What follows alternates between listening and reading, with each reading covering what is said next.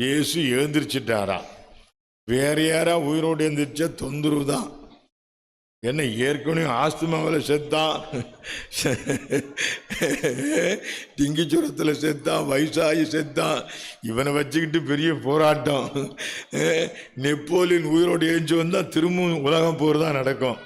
ஆமாம், ஹிட்லர் உயிரோடு ஏஞ்சி வந்தால் மறுபடியும் உலகம் போர் தான் நடக்கும். முசோலினி உயிரோடு ஏஞ்சி வந்தால் மறுபடியும் கொடுங்கோல் ஆட்சி தான் நடக்கும். சொல்லுங்க, உங்க வீட்டில் செத்து போன பழைய தாத்தா ஏஞ்சி வந்தா பாவி,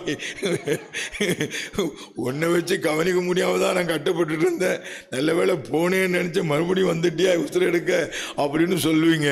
இப்போ இயேசு உயிரோடு வந்திருக்கிறாரு, எவ்வளவு சந்தோஷமா பாடணும். இன்னைக்கு பிரசங்க தலைப்பு என்ன? The great joy of resurrection. உலகத்திலேயே சந்தோஷமா இருக்க வேண்டிய ஆளு நாம தான். உங்க கவலையெல்லாம் மறந்துடுங்க, இயேசு வந்துட்டாரு இல்ல.